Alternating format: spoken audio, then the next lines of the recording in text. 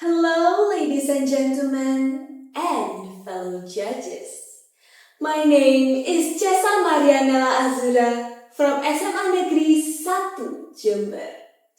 And today, I'll be telling you a story, the old tale of the goddess of rice and the dragon. Long, long time ago, somewhere in Guyana, lived the supreme god Batara Guru. He held the highest power. He had every right to demand what he wants. And this time, he demanded one thing: a palace to be built in the realm of Kayangan.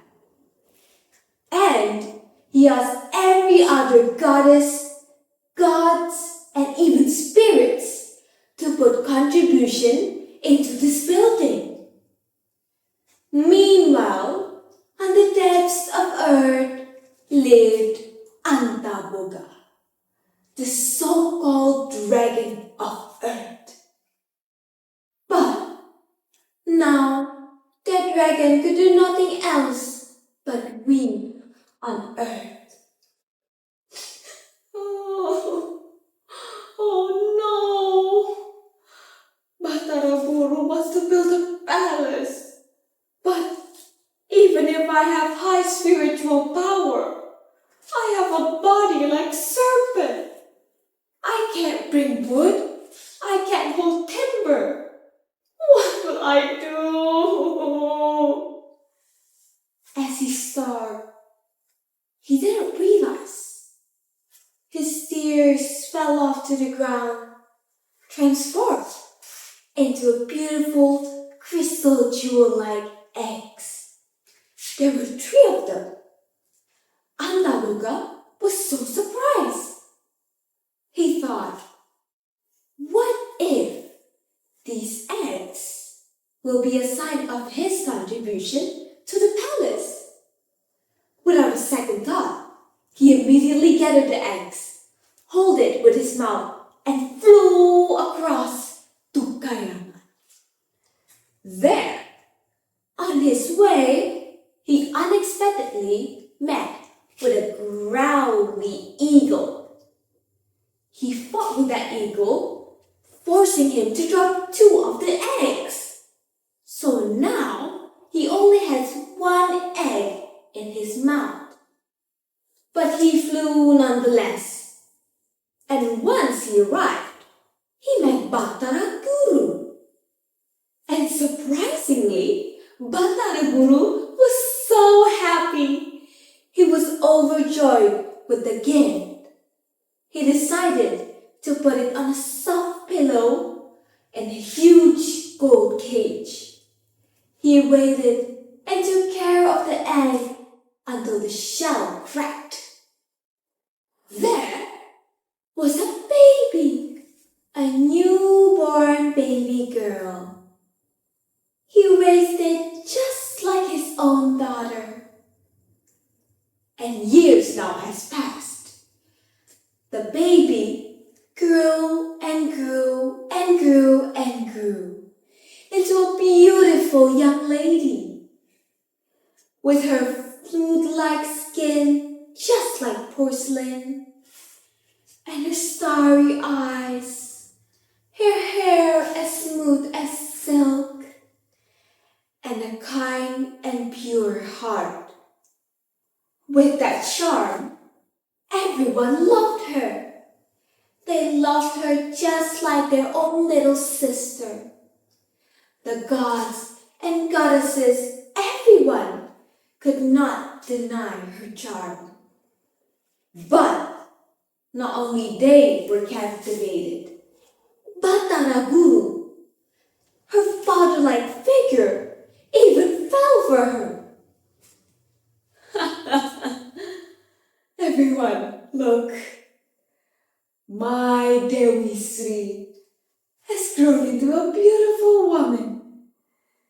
It would be nice to have her as my wife.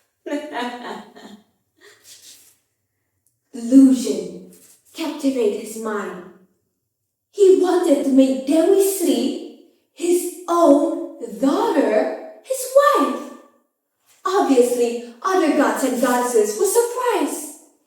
So they held a plan.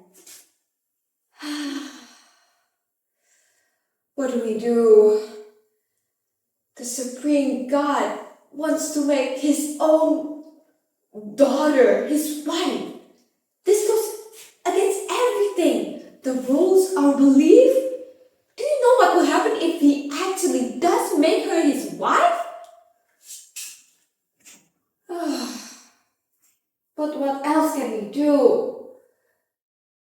Wait, but there is something we can do. The only way out of this is by taking her life. And with a heavy heart, they agreed. And so, they dropped a few potions in a milk, mixed it, and gave it to Dewi Sri. Meanwhile, Dewi Sri, who had none other than pure thoughts in her head, accepted the milk. She drank it, and soon enough, she fell to the ground. Her heart stopped beating. Again, the gods and goddesses cried. They brought her body and bring her down to the realms of earth. There they buried her, and soon enough, from her body, buried underneath all the dirt, from her head grew coconut trees. From her nose grew sweet scented flowers, and from her lips grew juicy, delicious fruits, and from her kind heart grew life-giving rice. And because of that, the Supreme God realized what he had done, so he commanded to others, "From now on, no one else shall refer her to anything but the goddess of rice and fertility." Everyone agreed, and they all miss her so badly. Meanwhile, Antaboga, who has brought her to life, decided to make an oath. He will take care of Dewi's body on earth. And he commanded his little serpent-like snakes to go around Ricefield all over just to get Dewi Sri. And because of this, farmers know this legend, where if they ever found a snake in their rice field, they would not dare kill it, as it could be a sign from Antaboga always taking care of Dewi Sri. And that is the end of my story. Thank you for listening.